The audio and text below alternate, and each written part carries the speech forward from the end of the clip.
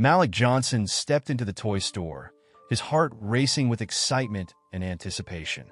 At just 12 years old, he was already captivated by the vibrant colors and the joyful chaos that surrounded him. The store was a wonderland of possibilities, a kaleidoscope of toys that promised endless creativity and adventure. As he walked through the aisles, his fingers brushed against the bright packaging of action figures, plush animals, and intricate building sets. Each item sparked a new idea in his young mind. Visions of toys he could invent, toys that could bring smiles to children's faces. "Wow, look at that!" Malik exclaimed to himself, his voice barely above a whisper as he stopped in front of a display featuring a towering robot action figure. He imagined it coming to life, battling villains, and saving the day. In his mind, he was already sketching designs for a new line of toys that could light up or transform in some exciting way. Suddenly, a shadow loomed behind him. Mr. Thompson, the store manager, stood with his arms crossed, his brow furrowed in suspicion. Malik felt a shiver run down his spine as he noticed the man's piercing gaze fixed on him. He quickly turned back to the action figure, clutching it tightly in his hands. "Can I help you, young man?" Mr. Thompson asked, his tone sharp and accusatory. Malik's heart sank. "No, sir. I was just looking at this figure," he replied, trying to keep his voice steady. "Just looking, huh?" Mr. Thompson raised an eyebrow, glancing at the security guard stationed nearby. "You know, we've had some issues recently with theft. I need to make sure everything is in order." The words struck Malik like a blow. He felt a wave of humiliation wash over him, his face growing hot. "I'm not stealing anything. I just love toys and want to be an inventor someday," he protested, his voice barely above a whisper. "Yeah, right," the security guard chimed in, stepping forward. "Just put the toy down and come with us." Malik's mind raced. He was being accused of something he didn't do, and it felt like a nightmare from which he couldn't wake up. He glanced around at the other customers, who were now staring at him with a mix of curiosity and judgment. "Please, I'm just a kid. I'm not a thief," he pleaded, feeling tears prick at the corners of his eyes. "I just wanted to see how it works." Mr. Thompson's expression softened for a brief moment, but he quickly regained his composure. "This isn't a place for games. You need to leave now," he ordered, gesturing towards the exit. As the security guard approached, Malik took a step back, his heart pounding in his chest. He felt the weight of the world on his shoulders, the injustice of the situation suffocating him. "You don't understand. I want to create toys, not steal them," he shouted, his voice breaking. But the words fell on deaf ears. With a firm grip, the guard took Malik's arm and began to lead him toward the door. The humiliation was unbearable. He felt small, invisible, and utterly defeated. Once outside, Malik was released, but the damage was done. He stood there, feeling the stares of passers-by, his cheeks burning with shame. The toy he had clutched so tightly slipped from his fingers and fell to the pavement, its box crumpled and damaged. He looked up, his eyes filling with tears as he whispered to himself, "I just wanted to dream." With heavy footsteps, he made his way down the street, the vibrant world of toys now dulled by the harsh reality of prejudice and misunderstanding. In that moment, he vowed to prove himself, to show the world that he was more than just a boy who looked like a threat. He was Malik Johnson, a dreamer, an inventor, and he wouldn't let this moment define him. As he walked away, he resolved to channel his anger and hurt into his passion for inventing. Even if the world saw him in shadows, he would strive to rise into the light of his dreams, one toy at a time. Malik stepped through the door of his small house, the weight of the world pressing heavily on his shoulders. The vibrant colors of the toy store he had just left felt like a distant memory, overshadowed by the humiliation he had endured. His mother, Sarah, was in the kitchen, her back turned as she stirred a pot of stew. The comforting aroma filled the air, but it did little to lift the dark cloud that hung over Malik. "Malik, is that you?" Sarah called out, sensing his presence even before he spoke. "Yeah, Mom," he replied, his voice barely above a whisper. He dragged his feet across the floor and slumped onto a chair at the kitchen table. Sarah turned around, her expression shifting from curiosity to concern as she saw the pain etched on her son's face. "What happened, baby?" she asked, wiping her hands on a dish towel and sitting across from him. Malik's throat tightened as he recounted the incident at the toy store, each word feeling like a dagger to his heart. "I didn't do anything wrong, Mom. I was just looking at the toys, and Mr. Thompson accused me of stealing." Tears welled in his eyes, and he fought to keep them at bay. "He made me feel like a criminal." "Oh, Malik," Sarah said softly, reaching out to hold his hands in hers. "I'm so sorry you had to go through that. You're not a criminal. You're a bright, talented boy with dreams." "But it doesn't matter what I want to do now," Malik said, frustration spilling over. "They see me as a threat. How can I ever be a toy inventor if people think I'm just a thief?" Sarah squeezed his hands tighter, her voice firm yet gentle.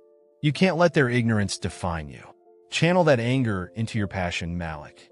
Use it to create something beautiful. Show them who you really are." Her words ignited a flicker of determination within him. "I want to make toys that make kids happy, toys that inspire them," he said, his voice gaining strength. "I'll show them I can do it." Later that evening, with a renewed sense of purpose, Malik climbed into the garage. It was a cluttered space filled with old furniture, discarded electronics, and an array of tools that had seen better days. As he rummaged through the boxes, he found scraps of wood, broken toys, and colorful bits of plastic, all potential treasures for his budding creations. He set to work, his heart racing with excitement. With each piece he pieced together, his imagination soared. He envisioned a world where his toys would bring joy to children, a world where no one would see him as a threat. He meticulously crafted a wooden robot, painting it in vibrant colors and giving it a friendly smile. The more he worked, the more his pain transformed into creativity. Days turned into weeks, and word of Malik's inventive spirit spread through his school like wildfire. His classmates, curious about the boy who had faced such injustice, began to gather around him during lunch breaks. They wanted to know more about his creations, and soon enough, they were offering to help. "Hey, Malik, can I help you with the next toy?" asked his friend Jamal one afternoon, his eyes gleaming with excitement. "Of course. The more, the merrier," Malik replied, feeling a rush of gratitude. "I could use some extra hands." As they worked together, the garage became a hub of laughter and creativity. Malik taught his friends how to use the tools, turning the once lonely space into a workshop filled with camaraderie. They salvaged materials from around the neighborhood, transforming junk into innovative designs that sparked joy. One afternoon, as they put the finishing touches on a colorful kite, Malik's heart swelled with pride. "Let's have a showcase. We can invite the families from the neighborhood to come see what we've made," he suggested, his eyes shining with enthusiasm. "Great idea," Jamal agreed. "We can set up in the park next weekend." The days flew by as they prepared for the showcase. Flyers were made, excitement buzzed, and when the day finally arrived, Malik could hardly contain his nervousness. Families gathered in the park, curious to see what the kids had created. As the crowd gathered, Malik stood in front of his handmade toys, his heart pounding. "Thank you all for coming," he said, his voice shaking slightly. "I just want to share my passion for inventing toys. These are made with love and creativity, and I hope they inspire joy." The applause that followed filled him with warmth. It was a small victory, but it felt monumental. In that moment, surrounded by friends and supporters, Malik realized that the shadows of his past could not dim the light of his dreams. As Malik stood backstage at the prestigious National Toy Design Competition, the weight of his dreams bore down on him. He could hear the hum of excitement from the crowd, the clatter of tools, and the distant buzz of animated conversations between contestants. The air was thick with anticipation, and Malik could feel the energy swirling around him. He glanced at the other competitors, all of whom seemed so confident, their creations polished and vibrant. Doubt crept in like a shadow.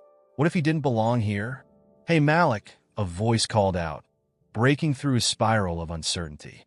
He turned to see Maya, a fellow contestant with a warm smile and an infectious spirit. With her bright blue hair tied back in a ponytail, she radiated a kind of energy that seemed to lift the air around her.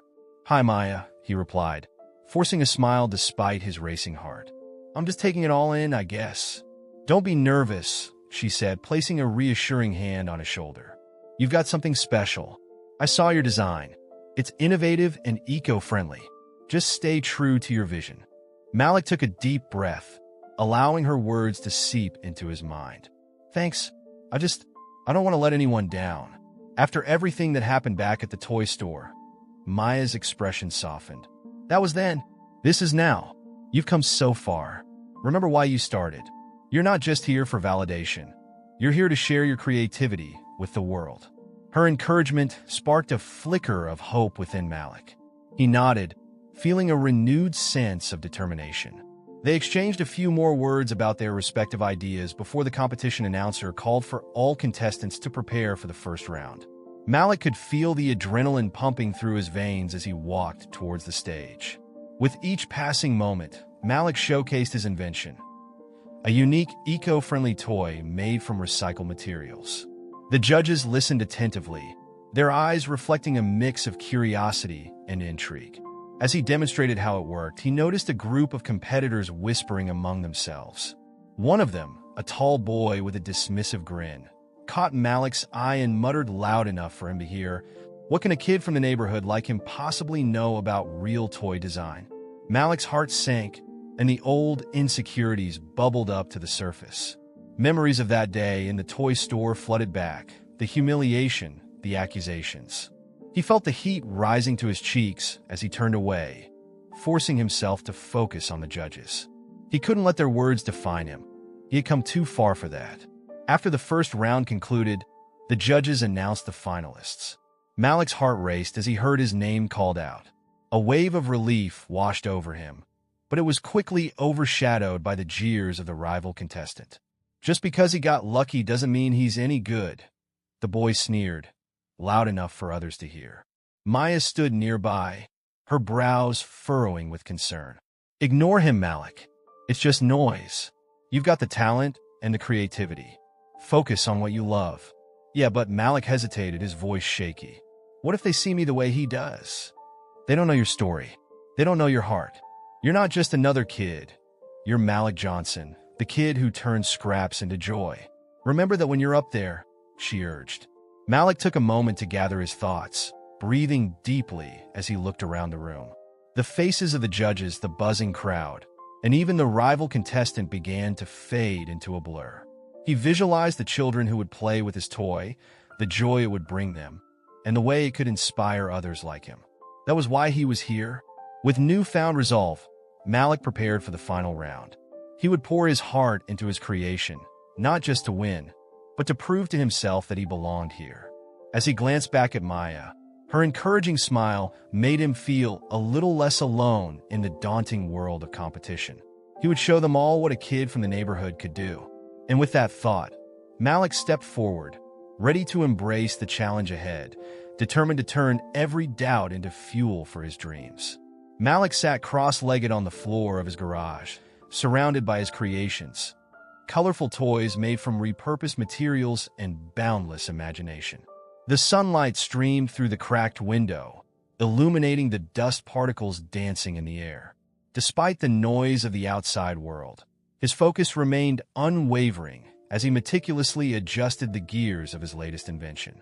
He could still feel the sting of Mr. Thompson's accusations echoing in his mind, but he refused to let that shame define him. "Okay, Malik, just one more adjustment," he murmured to himself. He took a deep breath and thought of all the children who would eventually play with his toys, their laughter filling the room like music. "You can do this." As the final round of the National Toy Design Competition approached, Malik's heart raced with anticipation and anxiety. He was determined to create something extraordinary. His hands flew over the intricate components, his mind racing with ideas as he recalled the dreams he had as a kid, those innocent moments spent imagining worlds full of joy and adventure. Suddenly, the familiar sound of his mother's voice broke through his concentration. "Malik, are you in there?" Sarah called, her tone laced with warmth. "Yeah, Mom? Just working on my toy," he replied, glancing up from his project. She entered the garage, her eyes lighting up at the sight of his creations. "Wow, it looks incredible. You've really outdone yourself this time." Malik smiled, feeling a sense of pride swell within him. "Thanks, Mom. I'm trying to make it even better for the competition. Sarah knelt beside him, brushing a stray hair from his forehead. I was thinking about what happened with Mr. Thompson. It's great that he wants to apologize, but you need to decide what's best for you. Malik's brow furrowed at the mention of Mr. Thompson. I don't know, Mom. It feels weird. How can I trust someone who treated me like that? Forgiveness doesn't mean you have to forget what happened, Sarah said gently. It can be a powerful tool. If you choose to work with him, it might show everyone that you're bigger than the past. Malik pondered her words, feeling the weight of his mother's wisdom. Deep down, he knew she was right. He wanted to rise above the prejudices and pain that had clouded his journey. But the thought of partnering with Mr. Thompson felt like a betrayal of his own struggle. As the competition day drew nearer, Malik found himself increasingly distracted by the impending decision. The night before the finals, he lay in bed, his mind racing with thoughts. Am I really ready for this? He whispered into the darkness. Just then, his phone buzzed, lighting up the room. It was a text from Maya, the friend he had met at the competition. Hey, Malik, just wanted to say good luck tomorrow. Remember, believe in yourself. You've got this. A small smile crept onto Malik's face. Maya's words were a comforting reminder of the support he had gathered along the way. The next day, the venue for the finals buzzed with excitement and anxiety. Contestants set up their displays, each showcasing their unique inventions. Malik's eco-friendly toy, a mechanical bird that could flap its wings and sing, stood proudly on the table, but the nerves twisted in his stomach. He felt small among the towering displays and confident competitors. As he adjusted his toy, Mr. Thompson's figure appeared at the edge of the crowd. Malik's heart sank as the manager approached him. A mix of apprehension and curiosity etched on his face. Malik, can we talk? He asked, his tone unexpectedly sincere. Sure, Malik replied, his voice barely above a whisper. I wanted to apologize, truly, Mr. Thompson began, his hands fidgeting nervously. I made a terrible mistake that day. I let my assumptions and biases cloud my judgment. I've been thinking about how I can make amends. Malik's expression hardened. You think an apology is enough? You humiliated me in front of everyone. I know I can't undo what happened, but I would like to offer you a partnership, Mr. Thompson continued, his voice steady. We could work together, and I could help you get your toys into stores. Malik felt a rush of conflicting emotions. The opportunity was tempting, yet the pain of betrayal lingered. I need time to think, he said, turning his gaze back to his toy, a symbol of his journey. As Mr. Thompson walked away, Malik's heart raced. The decision weighed heavily on him, and he knew he had to find clarity. In that moment, he realized that his journey was not just about toys. It was about resilience, about standing tall against adversity and choosing his path forward. With the competition looming ahead, Malik took a deep breath, steeling himself for the challenges to come. No matter the outcome, he was determined to forge his own destiny, one inspired by his dreams and fueled by his unwavering spirit. As the sun peeked through the vibrant storefront of Thompson's Toy Emporium, Malik Johnson stood in front of a table laden with his creations. The air was thick with excitement, and the faint scent of new plastic mingled with the warmth of fresh paint. His heart raced as he prepared for his first major collaboration with the store that had once shamed him. The partnership had been an unexpected turn in his journey, but Malik was determined to transform it into something positive, both for himself and the community. Malik, you ready? Called Mr. Thompson, his voice booming from across the room. The store manager approached, hands clasped together, a nervous smile on his face. He had been trying to make amends since their last encounter, and Malik could see the effort in his demeanor. I think so, Malik replied, taking a deep breath. He glanced around the room, filled with colorful banners announcing the launch of his new line of eco-friendly toys. Just a little nervous, I guess. Hey, it's going to be great. Just remember, you're the one who made these toys come to life, Mr. Thompson reassured him, placing a hand on Malik's shoulder. The kids will love them. Malik nodded, but a flicker of skepticism lingered in his mind. He appreciated the opportunity, but he couldn't shake the feeling that the store's motives weren't entirely altruistic. Nonetheless, he pushed those thoughts aside for now, focusing on the moment he had worked so hard to reach. As the clock struck noon, The doors of the store swung open, welcoming in a wave of eager families.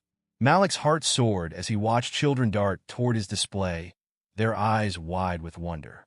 Laughter and shouts of excitement filled the air, and for the first time since he had been accused of theft, he felt a sense of belonging. "Look, Mom! Look at this one!" a young girl exclaimed, holding up a colorful robot toy that Malik had designed. The girl's mother beamed, clearly impressed. Malik's chest swelled with pride as he witnessed the joy his creations brought to others. "Malik, over here!" yelled a familiar voice. Turning, he saw his former classmates approaching, their faces alight with admiration. Maya led the group, her smile bright as ever. "I can't believe this is really happening. Your toys are amazing," Maya said, wrapping her arms around him in a friendly hug. "Thanks, Maya.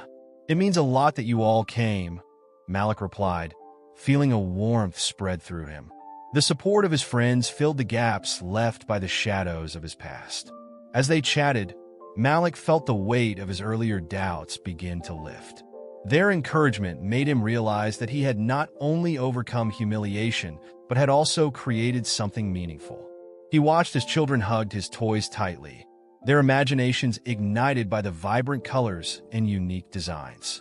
"Malik, I'm so proud of you," said Jordan, another classmate, his eyes shining with sincerity. "You turned that awful experience into something good for everyone. You're inspiring." "Yes, seriously. It's like you've changed the game," added another friend, crossing his arms with a grin. "You showed them all." Malik laughed, feeling a tingle of happiness at their words. "I just wanted to make something that would make kids happy," he said humbly. "And maybe, just maybe, prove that I'm more than what they thought." As the event continued, Mr. Thompson approached them, a clipboard in hand. "Malik, this is incredible. The turnout is beyond what I expected. We might need to restock soon," he said, his eyes glinting with enthusiasm. "Really?" Malik asked, surprised. He hadn't anticipated such a strong response. "That's awesome. Absolutely. And I think we should plan some more events like this in the future to keep the momentum going," Mr. Thompson suggested, his tone serious but hopeful. Malik nodded, feeling a mix of excitement and caution. "Let's do it. But I want to make sure we're also supporting local kids who want to create their own toys," he replied, a hint of determination in his voice. "Of course, Malik. That's a fantastic idea," Mr. Thompson agreed, his expression shifting to one of genuine respect. "Let's make this a platform for young inventors." As the event drew to a close, Malik found himself surrounded by laughter and applause. The community had embraced him, and for the first time in a long while, he felt like he truly belonged. He glanced at the smiling faces around him, children, friends, and even Mr. Thompson, and felt a rush of hope. With this partnership, he could create not just toys, but a legacy that would inspire others to dream, to invent, and to rise beyond adversity. The shadows of the past were still there, but they no longer defined him. Malik was ready to step into the light, armed with resilience and the unwavering belief that dreams were worth chasing. As Malik walked through the bustling streets of his neighborhood, he felt a sense of unease settle in his chest. The partnership with Mr. Thompson had brought him newfound opportunities, but something gnawed at him. It was a nagging feeling, a whisper in the back of his mind that told him there was more to the story of his humiliation in the toy store.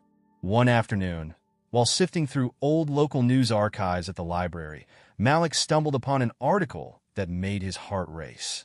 It detailed several incidents of racial profiling at Thompson's Toy Emporium, highlighting how young black boys had been wrongfully accused of theft. Each story echoed his own experience, and it became painfully clear that Mr. Thompson's actions were not isolated incidents, but part of a larger, systemic issue. Malik's hands trembled as he read through the articles, the weight of his discovery pressing down on him. Determined to confront the truth, Malik sought out Maya, who had become not just a friend but a confidant throughout his journey. They met at their favorite cafe, a cozy spot filled with the aroma of fresh coffee and baked goods. Malik's voice was steady, yet filled with an urgency as he shared his findings with her. "Maya, you won't believe what I found," Malik began, his eyes wide with disbelief. "Mr. Thompson isn't just a guy who made a mistake. He's been doing this for years, profiling kids like me. Maya's expression shifted from curiosity to concern. Are you sure? This could be serious, Malik. I know it is. I can't just let it slide. I have to say something, but I don't want to ruin everything we've built, he replied, running a hand through his hair, frustration evident in his tone. Malik, if you don't speak up, who will? You have a platform now. You can make a difference, she urged, her voice steady and resolute. Malik nodded, feeling a mix of fear and determination swell within him. The next day, he scheduled a press conference, knowing it would be a pivotal moment in his life. He spent hours preparing his speech, rehearsing in front of the mirror, trying to steady his quaking hands. The weight of what he was about to do felt monumental. On the day of the press conference, the atmosphere was electric. Reporters filled the small conference room, cameras flashing as Malik stepped up to the podium. He could see Mr. Thompson sitting in the front row, his expression a mixture of confidence and apprehension. Taking a deep breath, Malik began, "Thank you all for coming today. I stand before you not just as a toy inventor, but as a young black man who has faced unjust scrutiny and humiliation."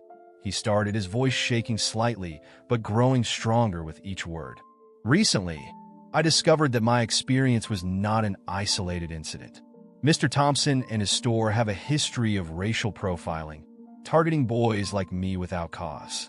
Gasps echoed through the room. Mr. Thompson's face turned pale, and Malik could see the tension ripple through the audience. "I am here to demand accountability," Malik continued, his heart pounding fiercely in his chest. "No child should have to endure the shame I felt that day. It's time for change, not just in this store, but in our community." As he spoke, Malik felt a wave of support wash over him. The crowd began to murmur, voices rising in solidarity. Reporters shouted questions, eager to learn more about his revelations. In the days that followed, the fallout was swift. The community rallied around Malik, sharing their own experiences of injustice and calling for Mr. Thompson to be held accountable.